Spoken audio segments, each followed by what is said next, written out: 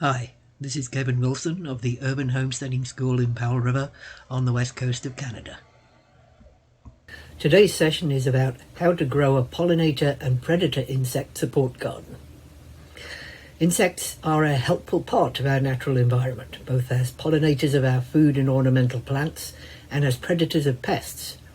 As their natural habitats are destroyed, their numbers decline, and we lose the benefit of the work they do for us. And that's only thinking about stuff from our own point of view.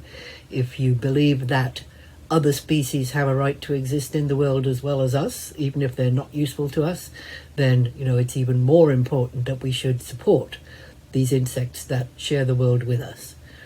And many people are aware of and concerned about the decline of honeybees, since so many of our food plants depend on pollination to produce food. But honeybees are not the only insects that help us out. There are many species of native bees that act as pollinators, as well as flies, wasps, butterflies, moths, and even ants and beetles. As well as pollination, predator insects help us by feeding on pest insects and keeping them under control. Many people have heard of ladybugs eating aphids, but there are many more predator insects and their larvae which will work away in our gardens with a little encouragement. Growing plants to support these insects is not hard. You can dedicate a space to them, or even better, create pollinator patches throughout your yard and linked up to your neighbours. You've probably heard of wildlife corridors for large animals. Well, multiple pollinator plant patches are the same idea. You can check out the David Suzuki Foundation's Butterflyway project. They are working on getting people to grow patches specifically for butterflies, but the same principle applies to other insects. And in the description for this video, you'll find a link to that project as well as other links. So the question most people ask, first of all, is what kind of plants should I plant? And that depends on a lot of different things. First of all, the type of insects you want to support, the native ecology in your area, your preference for native species versus non-native or a mix, and the conditions where you plan to create your pollinator patches, the sun, soil, moisture, etc. that's going on in those places in your garden. So let's talk first of all about the different types of insects we can support. Some folks are focused on supporting one specific type of insect, like honeybees or monarch butterflies. If that's you, first make sure that your preferred insect actually comes to your area.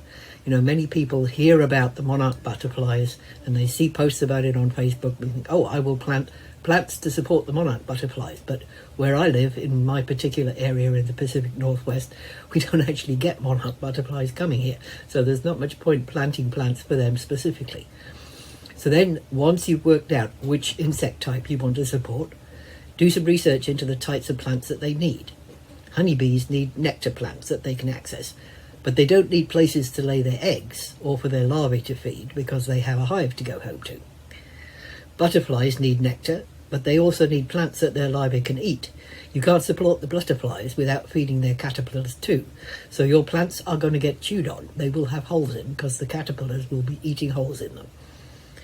In most cases, even if you focus on one type of insect, others will come along for the ride and you'll get a variety of visitors to your pollinator patch. If you want to support native insects, you're probably going to need to plant native plant species. They often go together.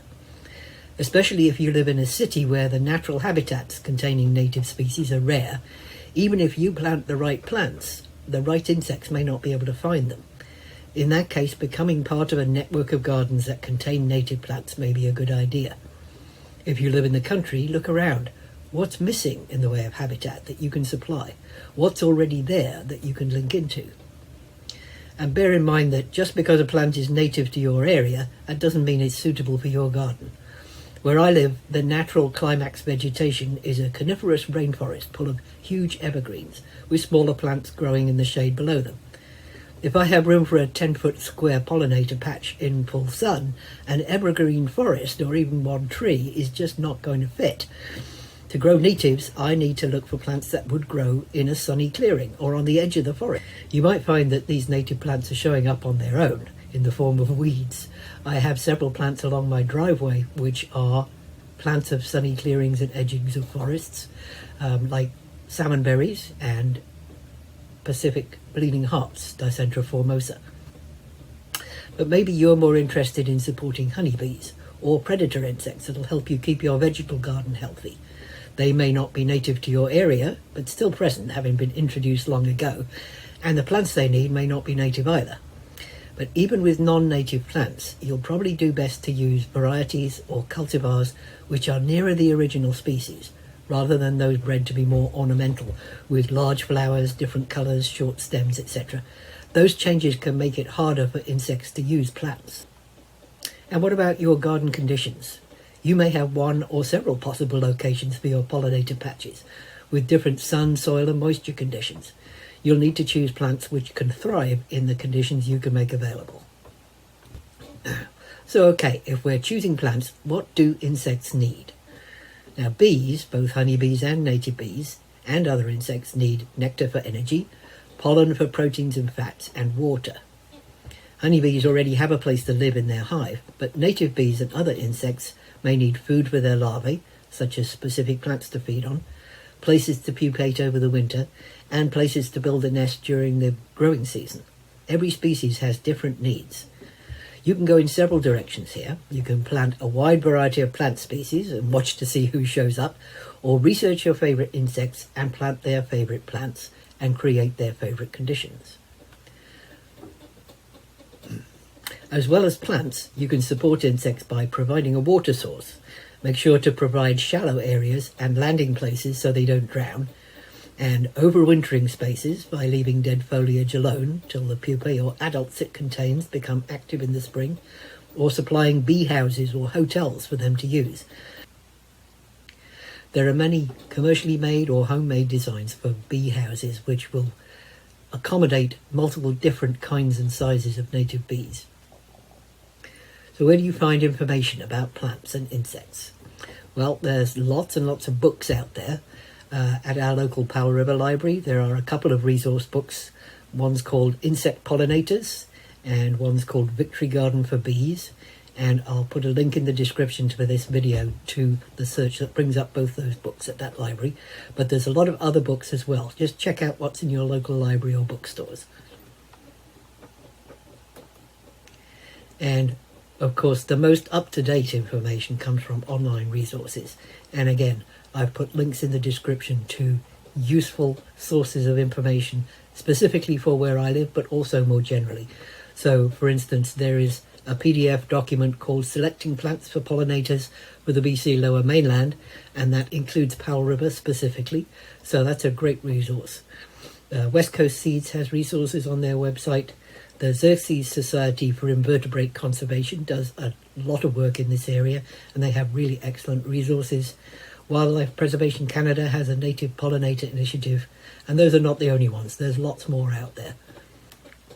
Just be careful that what you're looking at is giving you plant lists specifically for the conditions in your garden. It's no good if I'm sitting here in the Pacific Northwest using a plant list for Eastern Ontario. It's just not going to work. As well as supporting insects, you can use multi-purpose plants that help insects and people as well. You can design a pollinator support garden that serves more than one purpose. So I've made a start at a chart for recording multiple uses, but really it's only scratched the surface. And I'll post a link to that chart as well so that you can see it. There's many, many more plants have multiple uses. Just to give you an idea of some of the kinds of uses for these plants that people have, many of them can be medical herbs, culinary herbs, teas, edible flowers, dried flowers, directly used as food or used as cover crops. So this has been an introduction to planting a garden or a patch for pollinators or predator insects. It's not that hard to do. Do a little bit of searching, find out some of the plants that you can use. You don't have to wait till you know everything before you can start, and plant some small patches in your garden.